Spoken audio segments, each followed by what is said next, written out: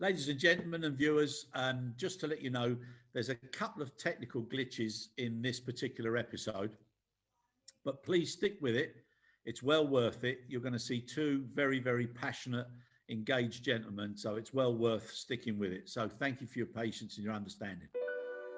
Just before this session starts, I would very much like to say a huge thank you to the sponsors, which are JBT, Cinepower, Aviaco GSE, Textron, and DVD Communication. Ladies and gentlemen, friends and listeners, here we are again, and we're continuing now with the GSE and RAMP digital event, and we've got two great guests on next, and also coming from an area that I know very well and spent some time there myself. So we've got Witold Proszynski, okay, Witold Proszynski, who's known as Vit, and I hope I've pronounced that correct, Witold. Yeah, absolutely. Yeah, good. Welcome on board. Thanks for having you, sir. Thank you very much. Thanks for having me. And we've also got David Storey, who I go way back with, and we both worked together when we were at Etihad. So, David, lovely to see you again. Thanks, Chris. Good afternoon to everyone. Great. Now, Witold is the manager, Occupational Health, Safety and Emergency for CAS in Doha, and David is the senior manager, Safety for Qatar Airways. So, firstly, guys, what I'd like to ask you is if you can just a very brief intro as to what your accountabilities and responsibilities are in your respective positions. So, if we can start with you, David. Yeah, sure. Thanks, Chris, and thanks for the opportunity to being able to participate on, which is my first ever podcast. So just bear with me.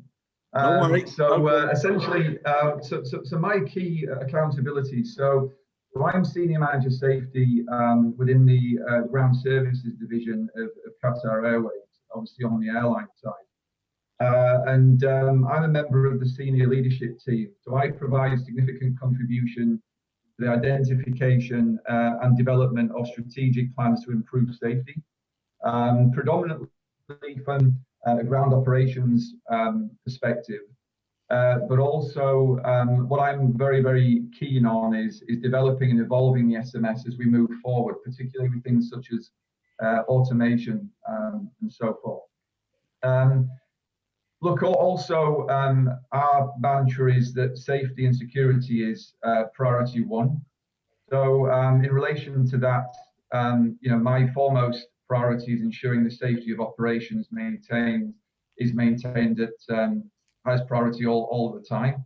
And particularly for me, my role is a global remit. So, prior to the pandemic, we were handling in excess of 165 stations. So my role was to cover the entire network, including Doha as well, and basically focusing on a number of hotspot areas as well. So ultimately, Chris, really, I sort of give leadership to and guidance to the division and support the interests of the nominated person as well. And I also have very close ties with our colleagues in group safety and a number of other key areas, such as CAS, with Beat, cargo, technical and flight ops as well. So it's quite a broad remit in many ways as well.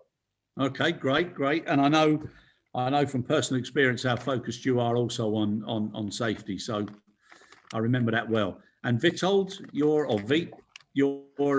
intro, please. From my side, I'm looking after all aspects of safety, so both occupational side and operational side of safety in Qatar Aviation Services. I'm also looking after emergency response in Qatar Aviation Services. So anything that goes wrong basically lands on my desk. From the areas of focus, mainly at the moment on improving and optimizing our safety management system. Obviously working very closely with all the customers, including Qatar Airways, and looking at all methods of optimization, of automation of the processes, etc., etc. Yeah. Okay. Very good. Now, David and Vit, can I just ask you, and correct me if I'm wrong, but just so that for the people that are listening, the relationship between QR and CAS is one of QR obviously is the carrier and the largest customer in Doha of CAS, and CAS is the GHA who also services other airlines coming into Doha. Correct? That's absolutely correct. And from your perspective, David, CAS would be one of the network GHAs that you have to make sure complies with the overall guidelines and safety requirements of the airline.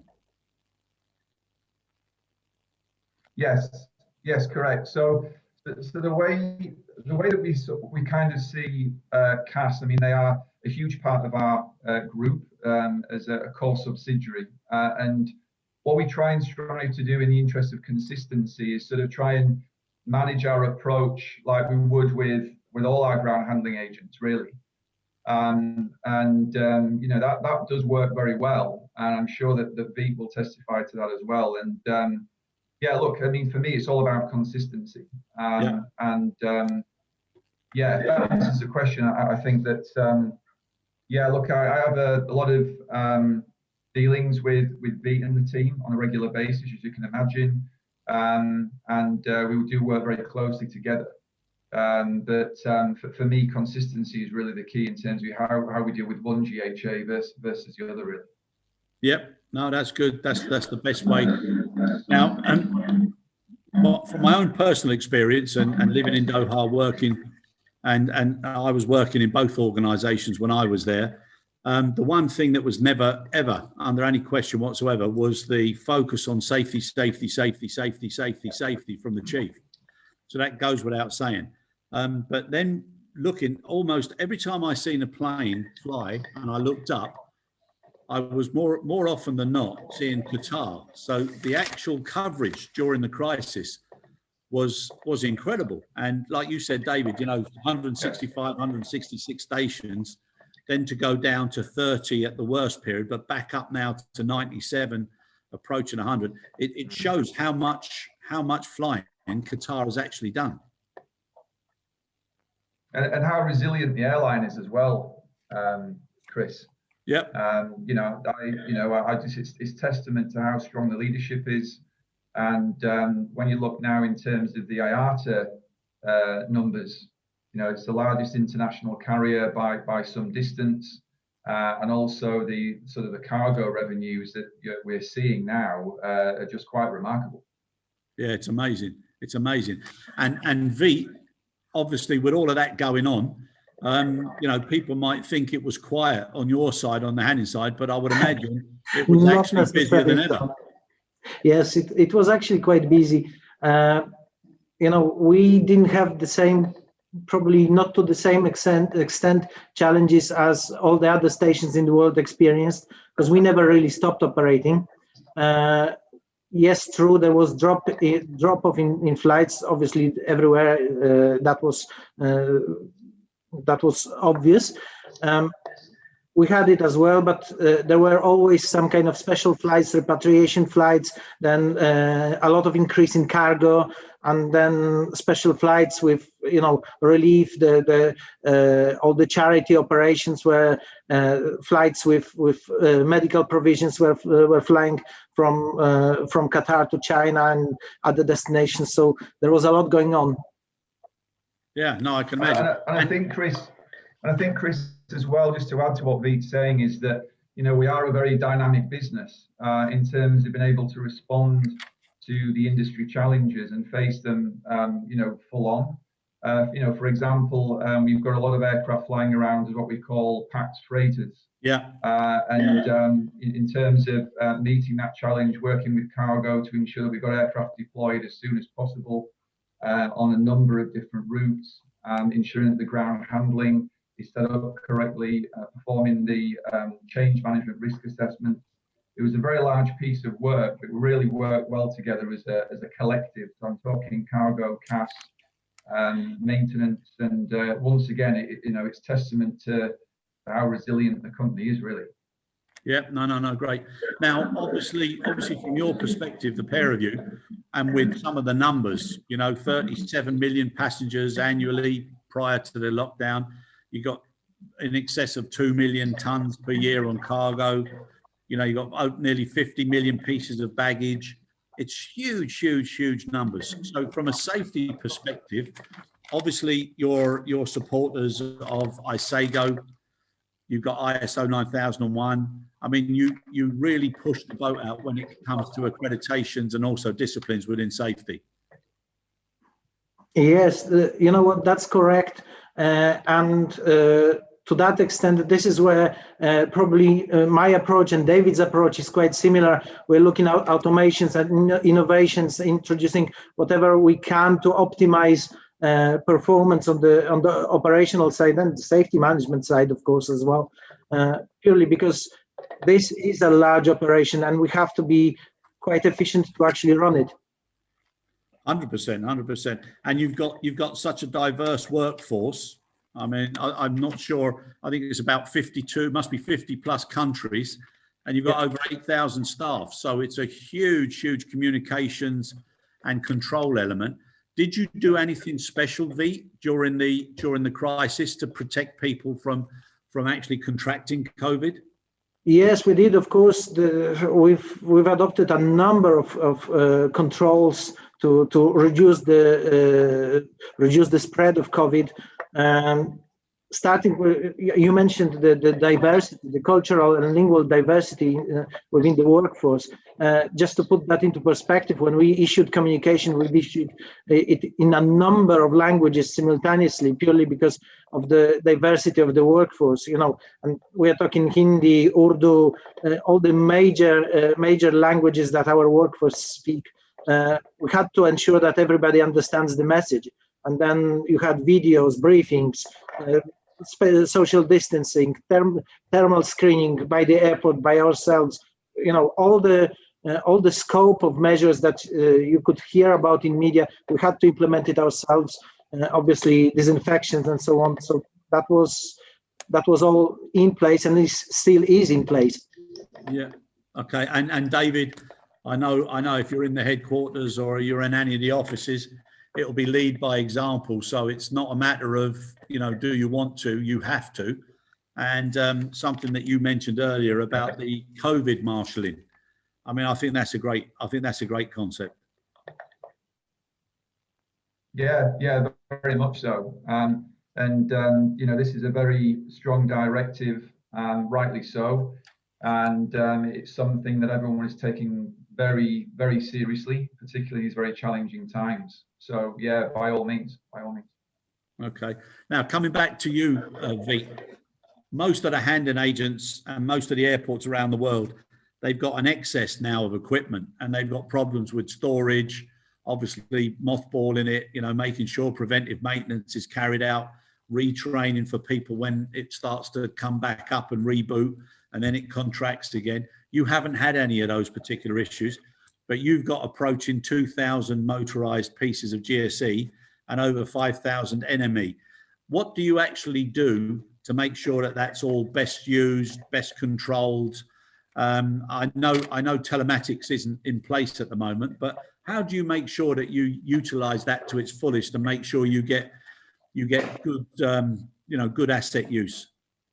Yeah. Well, to a certain extent, we did park some of the equipment. Obviously, with the drop of in number of flights, we did park some of it. I suppose we are more fortunate than majority of other ground handling companies around the world, purely because that drop was much smaller than everywhere else. Yeah. And secondly, we don't have as strict space constraints. The airport is quite big, as you know, and because there were closures of certain taxiways, the aircraft were parked up. We had some enough space to store any equipment that wasn't immediately operationally needed. But to keep that all up and running, we were actually swapping it. So it wasn't the equipment that was parked up for some short period of time, then it was reused again. As you know, when GSE is not being used, it kind of tends to break down. Of course, we for the parked up GSE, we were complying or following all the IATA guidelines. Everything that was coming out as guidelines, we were using that. And on top of that, we've got our normal standard, if you like, control measures. So we've got huge workshop, GSE workshop engineering area. And I mean, when I joined Qatar Aviation Services, when I've seen that was just like a completely new ball game, right? It's the biggest workshop in the world, if I'm not mistaken, and it's all air conditioned. It's all under one roof, so it's a huge facility, and there is existing preventative maintenance program, of course, which identifies each piece of equipment and maintains the preventative maintenance schedule. On top of that, we have obviously our own inspections, pre-use checks, etc., etc. So all the elements of best industry practice that you can imagine, they are there, they are implemented. So thanks to that, we were able to cope with it quite well, actually.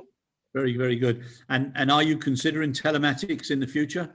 Yeah, absolutely. Look, telematics is something that I think will find its way to every single airport, because it's something that is a standard elsewhere. So we're absolutely considering it. And as you know, with previous jobs, we've come across a couple of systems, so we're looking at various options there. So yeah, absolutely. Yeah, okay, good. And David, can I ask you something? With your broad remit for the network, and obviously seeing how certain markets and certain origins destinations have been affected, what's been your biggest risk radar, for looking at how to maintain from a distance the correct level of safety in all of these areas where Qatar's aircraft are flying? I guess there's sort of two aspects to this, Chris, really. The first is maintaining some kind of consistency and oversight on stations that did not suspend operations, despite the ground handlers potentially furloughing many staff. And then we've got the second scenario whereby airports are coming out of hibernation or restarting operations again. So what we did with this right from the very beginning, sort of back in April, in terms of proactively looking at this and giving it perspective, was that we looked at how could we build or ensure that the airports, when they return to service, have a robust return to service plan or strategy, I guess. And I think there's three core areas for me of risk, really. The first is proficiency, I would say competency, and also capability. Yeah. They for me were the three real, I guess you could call it, big ticket items. So V referred earlier to the IATA return to service material, which we've always found very, very helpful. And also the ICAO CART checklist, if you're familiar with that, which was also launched by IATA. What we kind of did was, our approach was very strategic from the start. So we ensured that there was a very much reduced likelihood of complacency creeping in at any stage. So sort of face those challenges. We took a number of core safety critical considerations from the ICAO checklist and from the IATA support materials, and we developed what we call a local proficiency checklist, an LPC is the acronym. So the requirement is that safety critical, safety and compliance checklist contains all the core standards of the ICAO and IATA documentation. And then what we did was we had a number of leadership calls, both with the ground handlers around the world, the big players predominantly as well. And also we actually wrote to each of the leadership teams at each airport, each ground handler, to ensure that they were prepared when they did return to service to meet those challenges head on. So I've actually just got a few examples here. So that might be reduced adherence to procedures. Yeah. If they're staff that have been furloughed, for example, the potential for skills and knowledge degradation, yeah, which is a huge concern if you're out of practice, for example. Yeah. Availability of training facilities, increased periods or extensions required because of validity of license checks, for example, and also disruption to training programs where you might have issues with increasing staff turnover due to furloughing or what have you. So that was kind of our sort of 3 or 4 pronged approach, really. And change management was the overriding objective here, to make sure that we did our robust due diligence prior to each of the stations reopening. And furthermore, there was a robust return to service training program as well that was delivered virtually. So that encompassed a number of safety critical areas, predominantly focused around the below wing handling side of the operation, because that for me has always been very precious. You know, like yourself, I was brought up really in that side of the business, and that was really a core area that we focused on. So you know, it served as well, I think, and it's been something that's enabled us to have robust control across the network, and it's allowed the airports really to feed off and ensure that we've got proactive visibility of what's coming down the track in terms of potential risk before we open a station. Okay, good. Now, one of the things that I was thinking, Dave, is obviously a lot of what would normally be done on a face-to-face and an actual verification basis would have to be done now remotely, and it would be a validation exercise. Yes.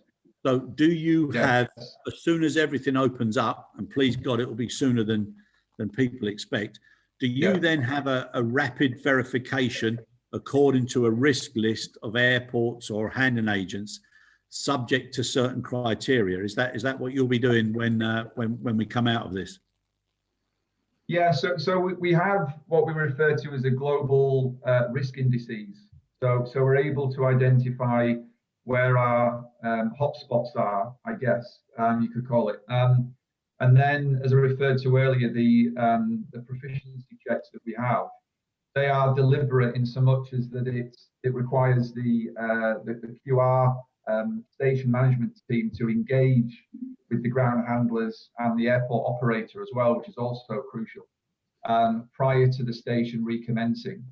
So there is that direct engagement. It encourages them to review the effectiveness and validity of the operator's training, the quality of the GSE maintenance and so forth. So it allows us to be in that stage of readiness prior to reopening.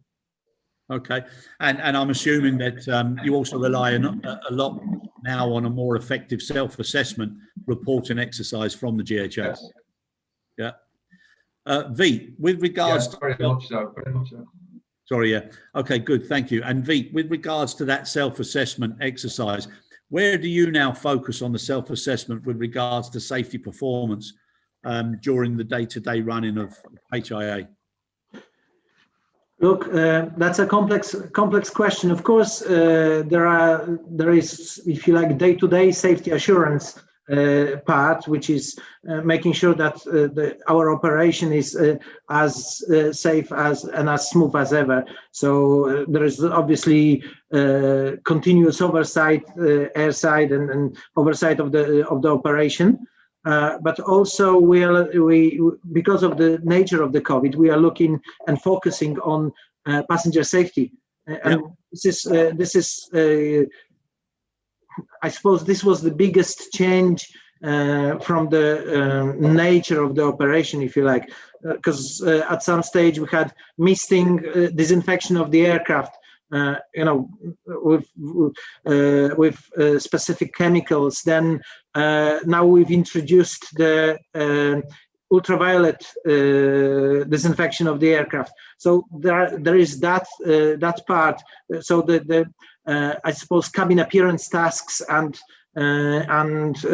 disinfection of the aircraft was another big topic for us, and obviously for Qatar Airways naturally as well. But that's one of the prongs, if you like.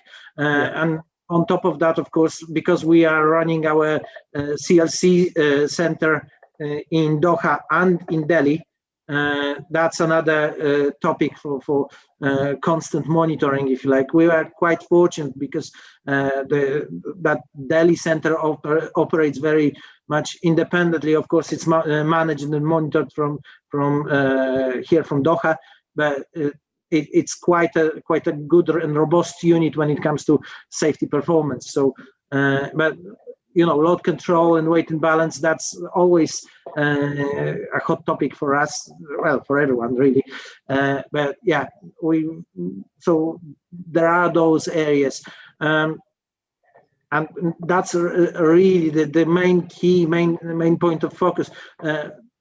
Apart from that, we obviously have our day-to-day tools and areas where we monitor, where we look for optimizations and so on. So we were quite fortunate because as the operation didn't stop, we were able to maintain these competencies of staff. So we didn't have such a huge portion of staff who were sitting at home and on unpaid leave or something. We were operating. So from that perspective, that we were quite lucky. Yeah, no, very good, very good. Now, and just another thing. Obviously, you both touched there on what has to be done for the passenger, and consumer confidence is such an important, crucial thing. Now, from notifications from IATA, whereby they've actually said that only 1 in 27 million passengers has actually been infected on an aircraft, and people are now more aware of the HEPA system and how safe it is when you're actually on the aircraft. But other statistics, such as 600 to 700 touch points from the time you leave your journey to actually getting on the aircraft, as opposed to private aviation being 60 to 70. What sort of extra efforts are you having to do from a safety perspective to enhance that overall consumer confidence, especially with a hub? Because, parties are saying that the LCCs will be the first to rebound, and point to point is as much risk as people will take. But going through a hub that's as well managed as Doha, what are you actually doing there to do things in a different way? So I think, go on, David. To start, Witold. Yeah, I think just from I guess from a customer standpoint, Chris, is that the way we've managed this has been extremely robust. I mean, we are handing out face shields, for example, to all our customers, whether it be from the hub or the outstations. We've got very, very strict protocols, right from check-in through to the boarding gates, the transit areas, certainly related to social distancing. I think you've probably seen as well online, through media as well, that certainly our onboard service as well, with the crew now that are having the additional coveralls, for example. So in terms of the customer journey, it's extremely safe. And look, I mean, I'd fly tomorrow without any concerns whatsoever. Yeah. Same here, really. What David mentioned, that's the visible side, but there is so much happening behind the scenes. You mentioned the touch points. After every flight, all the equipment that passengers were coming in contact with was being disinfected. For example, all the handrails on all the steps, on the touch points in the ambulifts, inside the terminal, every wheelchair is disinfected after customer uses it. All the bogies that transport PRM passengers from the terminal to the gate, all of it. We've got buses where we've got social distancing and some COVID advice being played on board of the buses. Each of the buses is disinfected straight away after each run. So there's a lot that is happening that passengers just don't see. But similarly as David, I would not hesitate even a moment. Yeah. Actually, my family is flying tomorrow on Qatar Airways aircraft, so I'm quite happy with the control measures that we have in place. Yeah, no, I agree, and I just think the one thing that as an industry we haven't done as well as we could have done is how we promote it to the general public of how safe the environment at an airport is. And I think airports around the world now, they need to step that up so people can see it's a uniquely safe environment, and it's it's something that people shouldn't be afraid of. I mean, if you're talking about the airports, we've got UV disinfection robots that are disinfecting the airports. Yeah, that's right. So it's completely different level. You've got thermal screening at every stage. You've got during check-in, we've got a requirement that passengers have to provide PCR tests. Just to make sure that everybody's safe on board. The extent to which control measures are in place to ensure passenger safety are phenomenal. Yeah. But I think just to echo that, Chris, as well. I mean, from a cabin perspective, I mean, we operate one of the most modern fleets in the world, if not the most modern, and the onboard air conditioning is state of the art. And it's incredibly safe. Yeah. Particularly aircraft these days like the 350 and the 787, with the filtering systems that they now have, the risk level is extremely low. Yeah. No, I agree, David. And like I said, I just think the whole industry, we need to promote the positives a lot more and a lot better than we have done. Now, let me ask you something else. Now, with the impact of COVID, and it's affected everybody globally in some way or another, whether it be a friend, a family member, whatever it is, it's affected people. Now, when you look at suppliers or you look at handling agents, and from an SMS and a human factor perspective, you've got people who have now got different stresses, different anxieties, different fears, whether it's losing their job, whether it's family members, whether it's childcare, whether it's whatever it is, it's a different sense. So David, from the SMS programs and the ones that we actually sat on together, I mean, how different is that now with its approach to human factors? Well, it's a very good question, actually. Look, it certainly is now an additional element that we need to consider.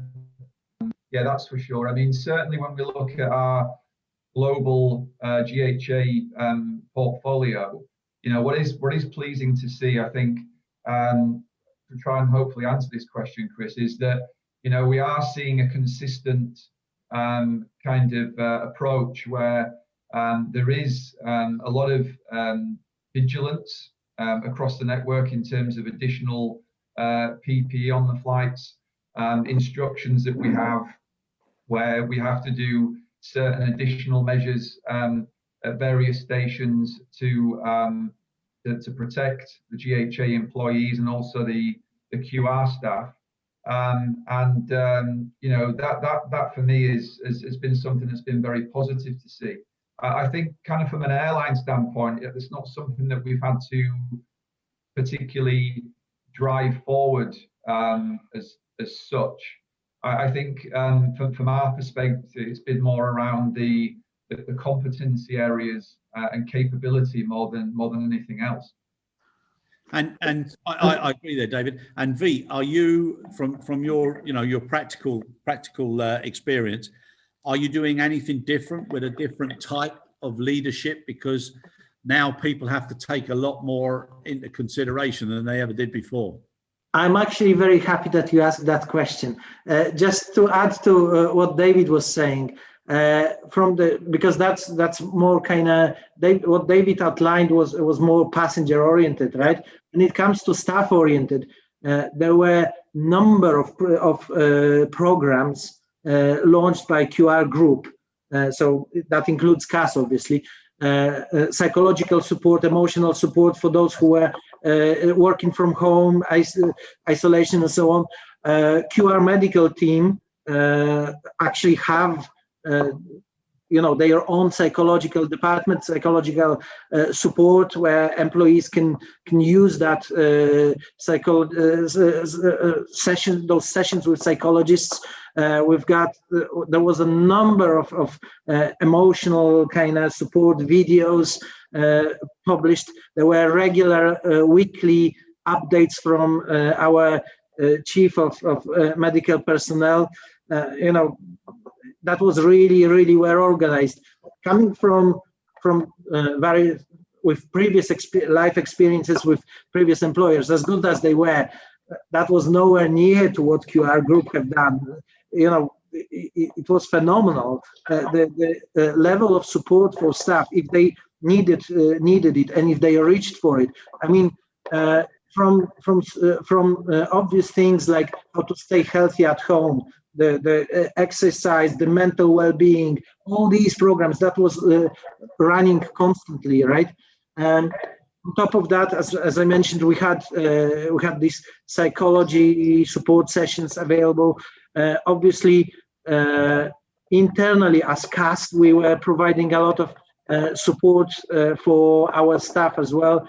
Those who were at home at some point waiting to be brought back into service, we were keeping them up to date. We were doing home visits program just to make sure that our staff are well, that they are being looked after. We were in constant contact. We've launched actually something that worked phenomenally well. We launched COVID Contact Center in CAS, operated by HR 24/7. And they were looking after the staff welfare. They were contacting staff throughout the whole crisis. They were managing home isolation, the quarantine, everything. So that worked extremely well. And there was additional support at every stage. We were constantly reviewing the impact COVID had on our workforce. We were constantly reviewing the support measures. And I mean, on daily review meetings, we were constantly monitoring if there is anything else that we need to do, and the infection levels, any trends that could emerge. So now, from that perspective, I think that was that I've never seen anything like it. That worked extremely well. I'm very, very pleased and passionate about it, because that was something that we've tried. There was no script, right? Ready script anywhere. Nobody was ready for this outbreak, right? But what we've implemented worked perfectly. We had full control at every time of the infection. We knew exactly where we are, what's the trend, what's the situation, how many people have we got where, and the fact that the statistics, the infection statistics were speaking for themselves. We actually went through it with minimal disruption, if you like. Okay, no, your passion, engagement, and enthusiasm comes across, Pete. Look, hand on heart, this worked perfectly, and to that extent that I think we will be adopting similar approach in case of any future crises, because it worked phenomenally. It really was the best I've ever seen. Yeah, no, just the way you articulated all of the things that have happened, it seems hugely impressive.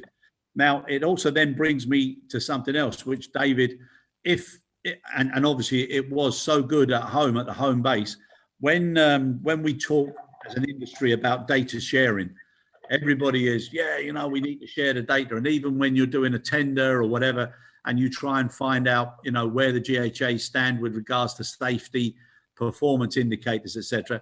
Everybody has their own, but you're never sure where everybody stands or where the consistency of the data is. So if anything, I think this example that Pete has just put across there, that's a great incentive to share those best practices with some of your handling agents globally, to let them see how things can be done, and how the expectations now from QR are so much higher than people might have anticipated earlier. Yeah, very much so. Yeah, absolutely. Yeah. Well, that was short and direct, so I appreciate that one. Oh, sorry. Okay, I'll continue then.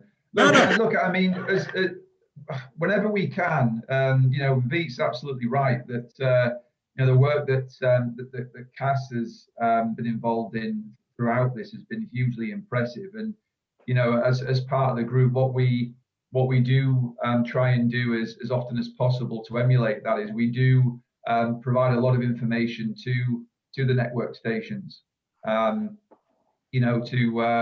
provide some kind of overview of what's been developed in Doha, just to share the information for shared learning, really. And look, the ground handlers really are it's consistency is kind of one of the challenges in the ground handling industry, as you're aware.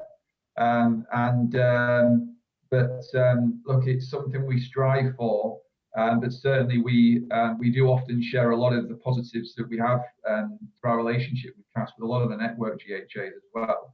And what Veet's just referred to is some of the information and learnings that we have shared in the past. No, it's good. It's good. And Chris, on top of that, there was constant cooperation throughout the crisis, and it still continues. There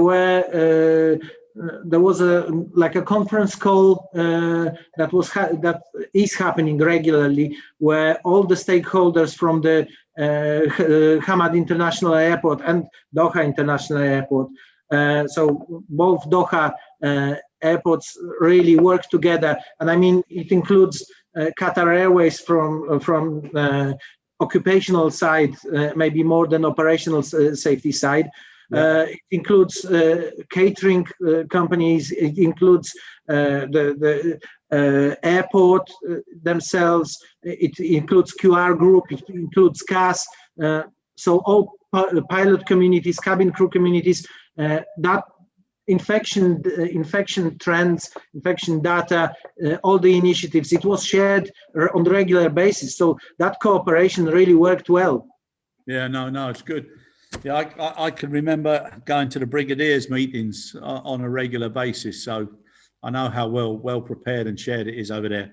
Now, gents, we've come nearly to the end of the podcast. Now, what I normally do as we get to the end of each session within this particular series is I ask the guests what 3 things in their positions would they offer to the community that would enhance the collaboration and consistency and controls, and what 3 things would they like to see coming from the community or the supply chain that would help in your positions.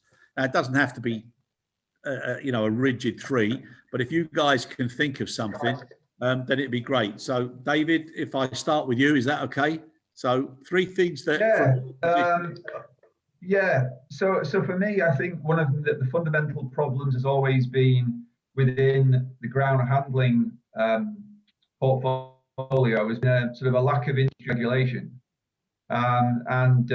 Something that I know it's something that the IASA groups are working through now, which is the IASA regulation for provision of ground handling services, which I ultimately suspect will become an ICAO annex in a few years' time. But that's something which I've always been certainly a driver for is having some form of actual industry regulation, because whilst ISAGO and IOSA have certainly served us well over the years, I do think having a state regulation will go some way or a long way to actually getting us to the place where we need to be, I think, ultimately. We can talk about technology all day, which has been a huge benefit to the industry, particularly from a ground handling standpoint. But I just think that industry regulation for me is going to be the next big thing, I guess, within the industry. Yeah, no, I agree. And also, we didn't cover that much, but we talked about autonomous equipment, which Pete mentioned, and all manner. So I agree with you. There needs to be more clarity, and it needs to be decisive which this crisis has proven.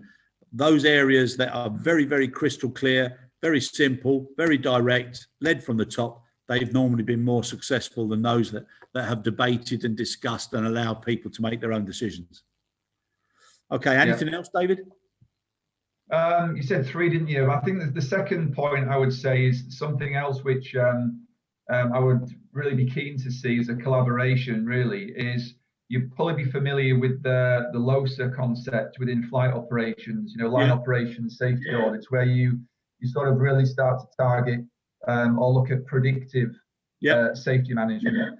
Now, I know there's been some players in the industry who have looked at a version of this or adopting this for ground operations or ground handling, but I do think that it's something that I've looked at in the last couple of years to look at how we could maybe adopt something similar in QR.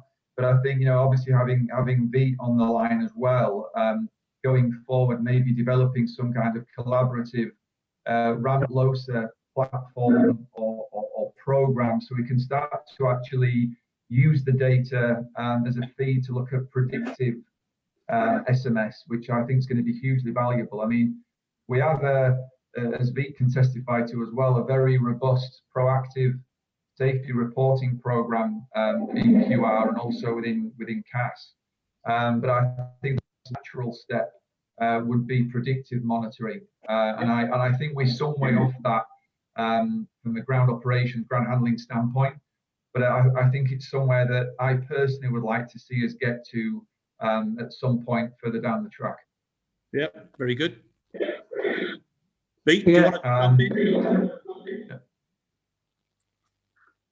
So from our side, certainly in terms of sharing of the best practices, the first and most obvious is the close collaboration with the airline customers, because that really helps. I could give the example of course, of Qatar Airways, with whom we are working very closely. So, but the same can be said for other airlines. From the ground handling agent's perspective, if we know early enough about any problems, any challenges that are oncoming, then we can prepare for them and act on them before they actually happen. David mentioned predictive thing, and it works kind of both ways. If we know what's coming down the pipeline, we can prepare for that. The other is actually the control. And this may be maybe a lesson that we've learned being very sizable organization. If you have the right methods of controlling things, of information, controlling information flow and analysis of that information, it's much easier to manage it, because then you can act on trends. You can act on trends coming from your proactive observations, and that allows you to adopt a predictive model, as David mentioned. So that's another point, and obviously in terms of sharing of the best practices, I'm personally a huge believer in the continuous improvement model, and we are adopting it on whatever level or plane we can, and it's just proven to work. It actually works. If you adopt plan, do, check, act correctly, it will lead you to the right place. Doesn't matter where you start, you will end up in much better position. Yeah, and that's what it's all about. And the point that you made there about predictive management, that's where the trend activity is far better than each individual event, because the absolutely and time and repetition and lack of learning from individual scrutiny over trend analysis is you just can't compare. So and then if you combine that with the programs like behavioral risk improvements or something like that, you really, that there's no way you can not improve. Yep, the only stumbling block or the blockers there would be people themselves, and that's something that if it's done through the right practices and with the right data and the right trends and the right figures, it makes it a lot easier to enable. and engagement of the staff. Or, if you've got staff on your side cooperating or getting actively involvement in the safety management system, you can't lose. Yeah, no, I fully agree. Yeah. Gentlemen, thank you so much. Really appreciate the discussion, and brings back memories. I spent a fair bit of my time in Doha and with Qatar, QR and with CAS, so I've got fond memories. So take care of yourselves, and we look forward to speaking again in the future. Thank you so much for giving up your valuable time for this particular digital event. Thank you, Chris. It was a genuine pleasure. Thanks, Chris. Thank you, guys. Really Thanks, Chris. Much appreciated. Thank you.